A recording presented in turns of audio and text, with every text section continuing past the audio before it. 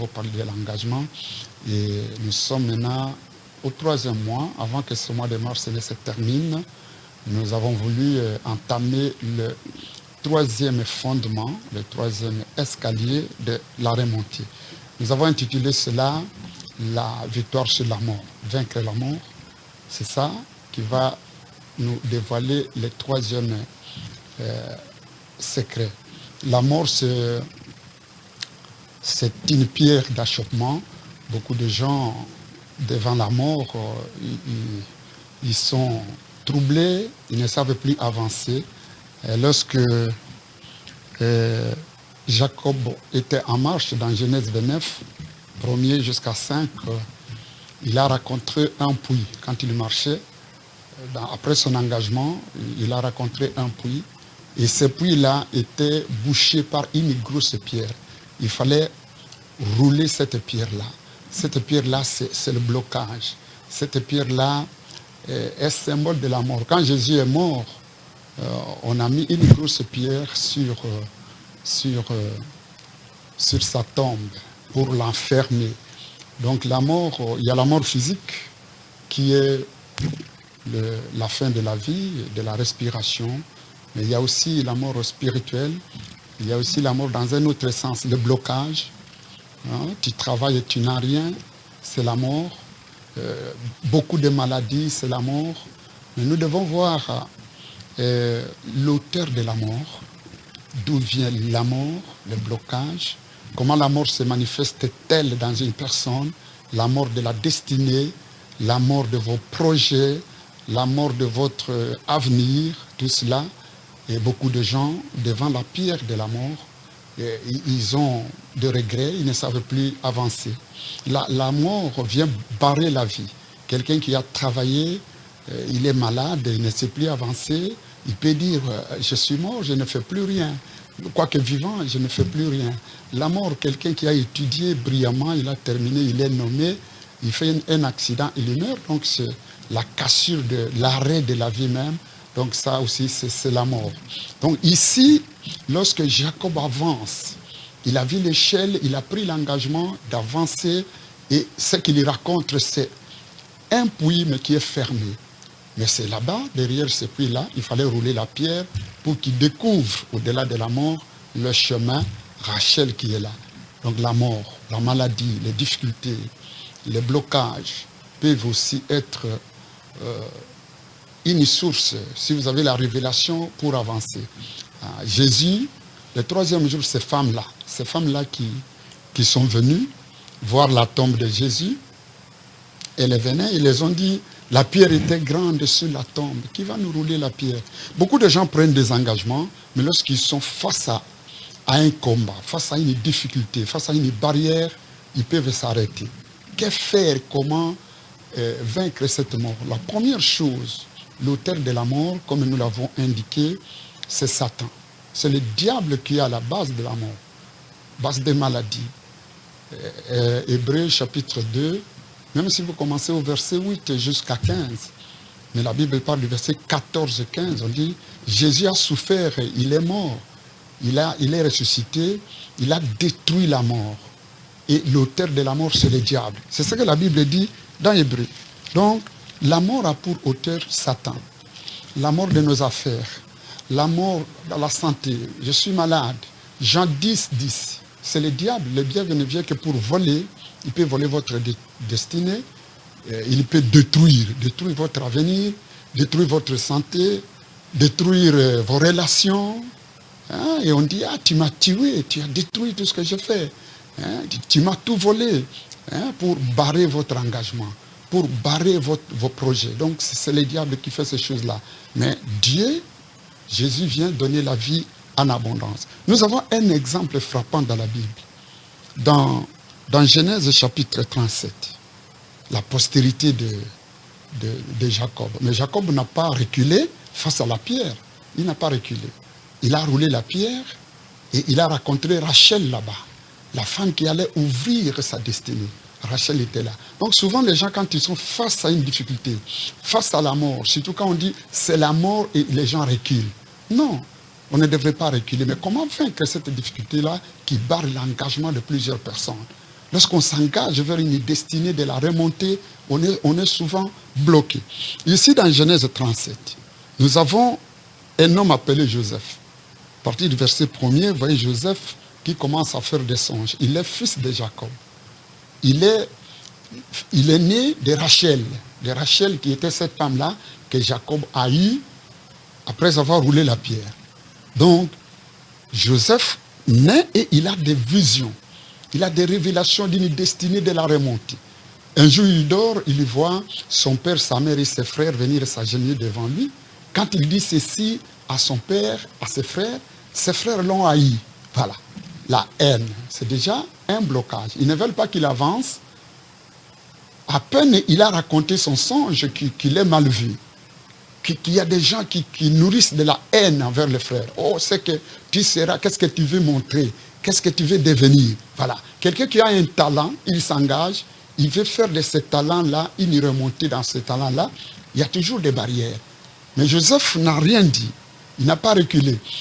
Un autre songe est venu où il a vu la lune, les étoiles et s'agenouiller devant lui. Et il a raconté à son père. Son père lui a dit, ça c'est la remontée.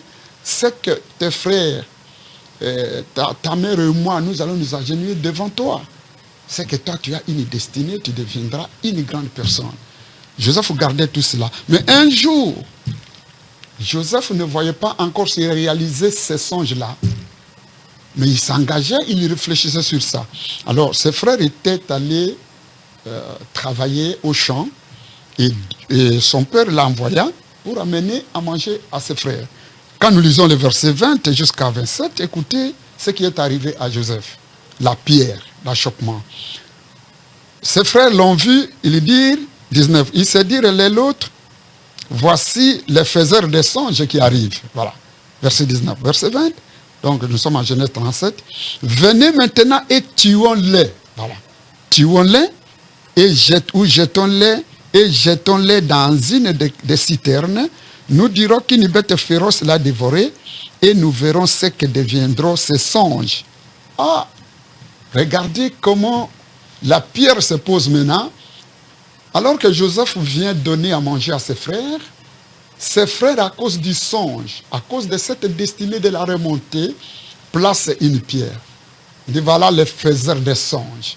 Chaque fois que tu as un don de Dieu, tu as un talent, tu as un engagement, sache que la première chose que tu vas rencontrer, c'est la pierre. Il y aura une pierre, on cherchera à t'éliminer, à te décourager, à te jeter de maladies, à te jeter de problèmes, parce que le monde est comme ça. Ces gens qui disent « tuons-les », ce sont ses propres frères, à cause d'un simple songe. C'est pour cela que parfois, certains engagements, il faut les cacher. Vous ne devez pas dévoiler tous vos secrets à n'importe qui.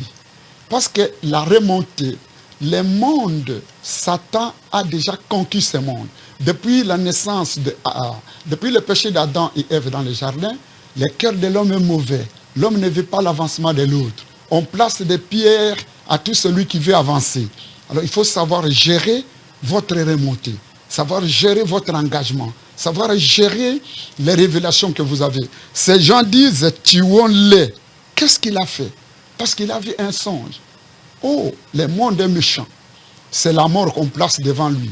On a dit même blessons-les, on a dit non, il faut l'éliminer, il faut l'effacer. Qu'est-ce qu'il veut montrer dans ce pays? Il veut devenir qui dans cette famille? Dans sa famille propre. Que dire des autres?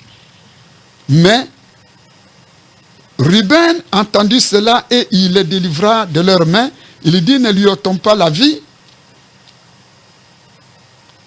Descends, jetez-les dans cette citerne qui est au désert et ne mettez pas la main sur lui.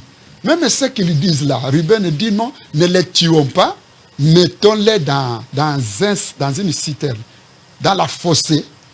Au désert, il n'y a pas de l'eau. Ça, c'est aussi la mort. Il y en a qui peuvent dire, ne les tuez pas avec le couteau, ne l'empoisonnez pas. Mais qu'est-ce qu'on fait là? On va détruire sa réputation. Mettons-les devant des groupes de bandits, ou bien jetons-lui une maladie. C'est aussi une mort. Parlons contre lui. Détruisons tout ce qu'il fait. Voilà, on le met dans le trou. C'est aussi une façon de tuer quelqu'un. Oh, ne les tuons pas, mais même le fait de parler contre cet homme-là, parler en mal de lui. Vous êtes en train de les tuer sans le savoir. Et ils y font tout cela. Lorsque Joseph fut arrivé auprès de ses frères, ils les dépouillèrent de sa tunique, de la tunique de plusieurs couleurs qu'il avait sur lui. Ils les prirent et les jetèrent dans la citerne, et cette citerne était vide, il n'y avait point d'eau.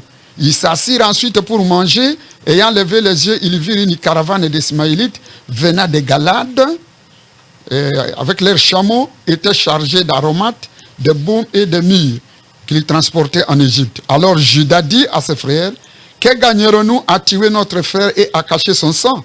Venez, vendons-le aux Ismaélites et ne mettons pas la main sur lui, car il est notre frère, notre chair, et ses frères l'écoutèrent. Même ce que Judas a dit, Ruben dit, jetons-les dans le trou, dans une citerne sans eau. C'est la mort. Mais Judas dit, non, ne les tuons pas, mais vendons-les. Mais vous le vendez, il y va chez les étrangers. C'est aussi la mort. Donc, voyez comment la mort se manifeste de plusieurs manières. Comment ces gens, ces frères, des mêmes pères, mêmes mères, se coalisent pour faire du mal à Joseph. Mais malgré cela, la Bible nous dit, Joseph a vaincu la mort. Ils l'ont vendu, il est allé en Égypte, chez des étrangers, mais au-delà de cette mort, Joseph a vaincu. Comment Joseph a-t-il vaincu cette mort? Joseph a roulé toutes les pierres que ses frères ont jetées et il s'est propulsé jusqu'au trône. Joseph est devenu, comme vous lisez l'histoire, jusqu'à 31, même jusqu'à 45, 50, c'est l'histoire de Joseph dans Genèse. Joseph devient premier ministre en Égypte. La remontée, chaque pas qu'on faisait de Joseph était une remontée.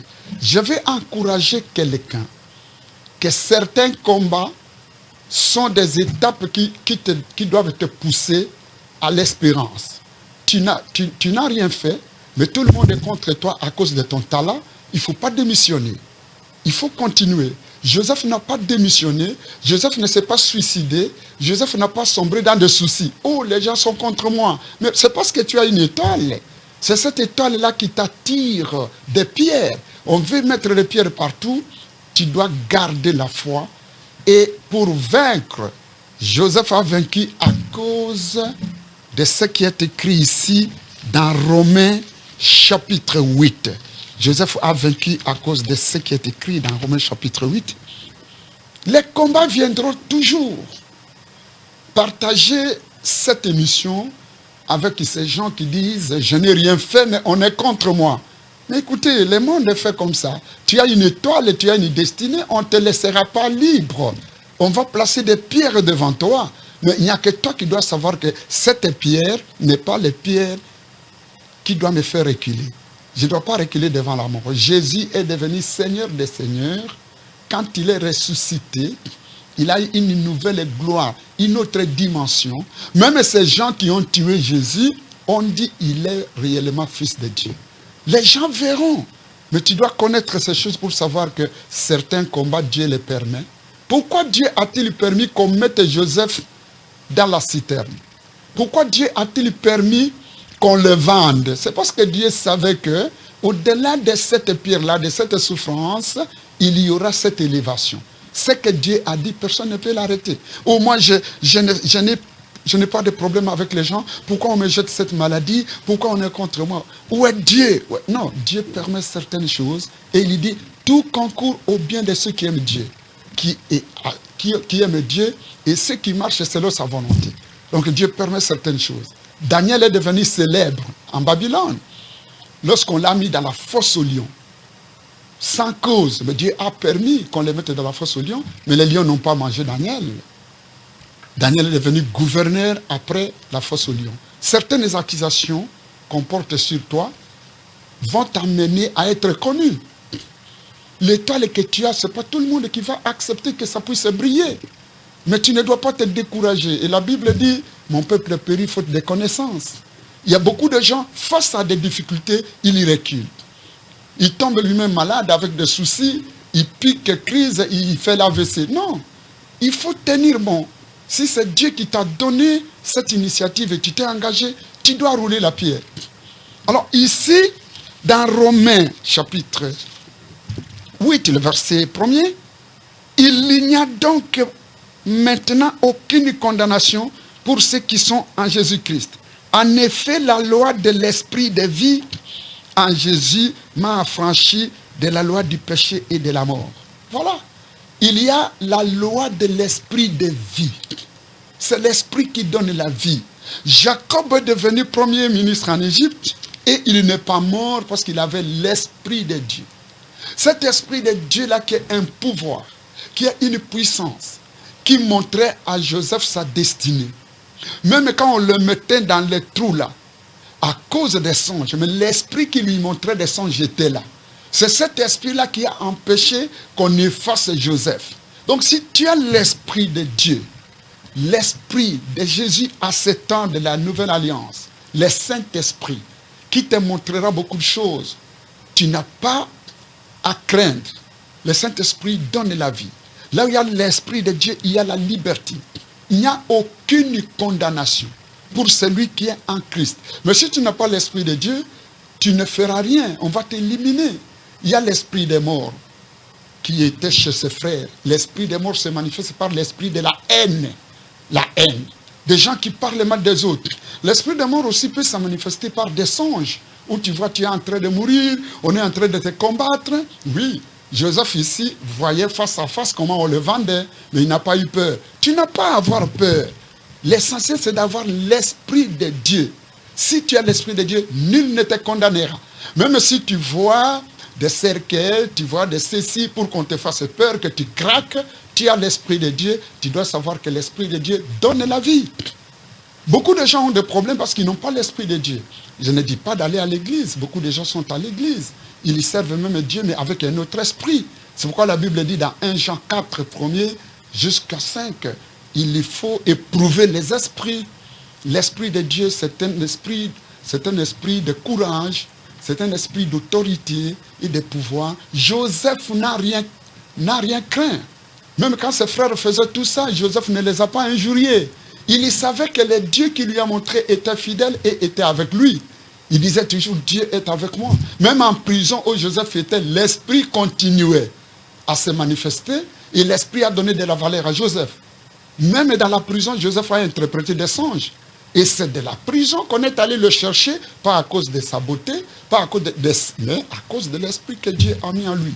Nous sommes au temps de la fin où c'est le Saint-Esprit, l'Esprit de Dieu qui fera la différence. Celui qui a l'Esprit de Dieu, qu'on monte des complots, qu'on fasse des tissus, la remontée de Dieu doit s'accomplir. Nous voyons dans Ézéchiel chapitre 37, nous allons bientôt terminer je crois, Ézéchiel chapitre 37, je vais vous donner également un témoignage frappant de la puissance de l'Esprit de Dieu qui écrase la mort. Ézéchiel 37, 1er jusqu'à 12, Dieu transporte Ézéchiel en esprit. Il le place dans une vallée d'ossements desséchés. Les os qui sont morts et qui sont déjà secs. Et Dieu demande à Ézéchiel, est-ce que ces os peuvent reprendre la vie? Ézéchiel dit non, moi je ne connais pas. Hein, je n'ai jamais vu, je n'ai pas encore ressuscité les morts, mais comment les os vont reprendre la vie? Ils sont déjà secs. Dieu lui dit, prophétise, dit, ossements desséchés, reprenez la vie. Malgré cette pierre-là, ce spectacle-là effrayant, Ézéchiel a écouté la voix de Dieu. Il y en a, même quand je parle de ça, il y en a qui sont dans des pierres, ils disent, pour moi ça ne marche plus, je suis malade depuis beaucoup de temps, je suis à l'hôpital, on a dit ceci, on a prophétisé ceci, les docteurs ont dit, il y a un Dieu. Si tu m'écoutes là où tu es, malgré là on t'a mis dans les trous, dans la fossée, que l'Esprit de Dieu qui est derrière cette parole puisse te donner la vie, puisse te donner la victoire sur la mort, la victoire sur la maladie. Et Dieu dit à Ézéchiel, prophétise. Ézéchiel a respecté ce que Dieu a dit, il a commencé à prophétiser. Il a commencé à prophétiser et ses os ont commencé à bouger. Mais il n'avait pas encore la vie. Et Dieu dit à Ézéchiel, appelle l'Esprit. Esprit de Dieu vient des quatre vents, entre dans ses ossements. Quand l'Esprit de Dieu est venu et est entré, ses ossements secs ont repris la vie. Donc celui qui a l'Esprit de Dieu a la victoire sur la mort. Il ne meurt pas, il y dort. Jésus était ressuscité grâce à l'Esprit de Dieu. Romains 8 et 11. Si l'Esprit de celui qui a ressuscité Jésus d'entre les morts est en vous, il donnera la vie à votre corps mortel. Même si vous êtes malade, vous avez des problèmes, vos engagements, on vous a bloqué, la sorcellerie, les envoûtements des familles, on cherche à bloquer, tout ce que vous faites ne marche pas. Cherchez l'Esprit de Dieu, marchez selon l'Esprit de Dieu. La méthode est simple. Jésus a dit, la promesse est pour vous tous qui croyez en ce nom. Même Jésus a dit à ses apôtres, ne sortez pas le monde méchant. Acte 1er 8. Attendez le Saint-Esprit. Parce que vous ne saurez pas tenir devant ce combat-là. Donc c'est le Saint-Esprit qui vous aidera à rouler la pierre, à dépasser la mort. Le troisième mois, c'est le mois, le chiffre 3, c'est le chiffre de la résurrection, le chiffre de la restauration. Même si on t'a mis dans le trou de dette, dans le trou de maladie, on t'a vendu chez les sorciers, mais l'Esprit de Dieu t'arrachera des mains des sorciers de la prison pour t'amener à ta destinée, à ce que Dieu t'a montré, à ce que Dieu t'a dit aujourd'hui à travers ce message. J'ai vu un jour, nous étions dans une veillée de prière, et on est venu nous appeler parce qu'il y avait une dame qui était dans une polygamie et qui se chamaillait avec sa rivale en allant au champ. Et puis elle est tombée dans ce chamaillement-là et elle a perdu la vie. On l'avait amenée à l'hôpital de référence de cette ville-là. Lorsque la femme est arrivée, on a tout fait depuis 18h jusqu'à 23h. On l'a réanimée, ça ne marchait pas. Et avant qu'on ne puisse l'amener à la maison sous les brancards parce qu'elle était décédée, son mari a dit non, qu'on appelle les pasteurs pour venir prier. Quand nous sommes venus avec deux autres pasteurs la nuit, nous avons commencé à prier et à chanter. C'est l'Esprit de Dieu qui est descendu. Nous avons vu la puissance du Saint-Esprit descendre et cette maman-là a commencé à bouger. Elle a commencé à bouger, elle a crié et elle s'est levée. Donc l'Esprit de Dieu donne la vie. Vous n'avez pas le Saint-Esprit. La promesse est pour vous tous qui croyez en Jésus, qui est le seul sauveur. Mais soyez baptisés dans l'eau au nom de Jésus. Vous allez prier comme Jésus a fait. Il est le chemin, la vérité et la vie. Vous aurez le Saint-Esprit. Vous marcherez en esprit et vous aurez votre remontée. Que ce mois de mars puisse tirer de la citerne tous ceux qu'on a enterrés. Moi, je ne viens pas ici pour vous dire, comme votre prophète là, oh, on vous a lié, on vous a bloqué, on a fait ceci. Moi, je viens vous dire, il y a l'Esprit de Dieu qui vous fera sortir. Même si on vous a lié des siècles, vous êtes devenus des ossements desséchés, que l'Esprit de Dieu entre en vous, vous allez reprendre la vie. Même si on vous a vendu chez les sorciers de tel pays-là, on vous a lié depuis les ancêtres, l'Esprit de Dieu vous fera sortir de la fosse. Même si on vous a mis en prison, que l'Esprit de Dieu vous fasse sortir de la prison pour votre remontée. Que ce mois de mars soit le mois de ta remontée, toi qui nous poursuis. Crois en Jésus.